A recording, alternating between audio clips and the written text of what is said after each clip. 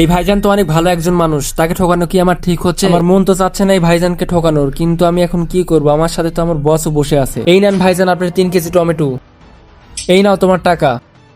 ভাইজান আমার কাছে তো ভাঙতি নাই। কোনো সমস্যা নাই ভাই, বাকিগুলো তুমি রেখে দাও, মাত্র 20 টাকাই তো। না ভাইজান, বাকি টাকা আমি রাখতে পারবো না। কোনো সমস্যা নাই ভাই, তুমি আমাকে নিজের ভাই মনে করে রাখো।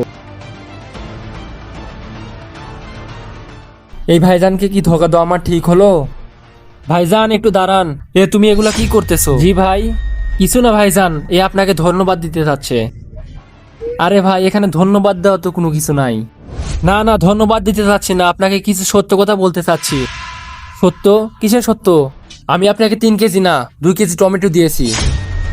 এই দেখেন, আমি আপনার সাথে এইভাবে বেইমানি করেছি। তো তুমি আমার সাথে বেইমানি করেছো, তুমি আমাকে বলতেছো কেন?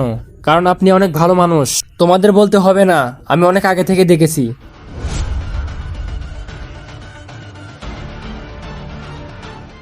মানুষদের সাথে এইভাবে বেইমানি করতেছে, তাদের তো কোনো কিছু করতে হবে।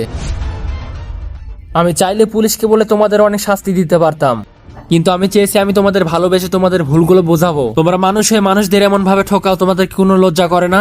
ভাইজান, আমরা অনেক লজ্জিত, আমাদের মাফ করে দেন। একটা কথা মনে রাখবে, তোমরা যা করবে তোমাদের সাথে তেমনটাই হবে।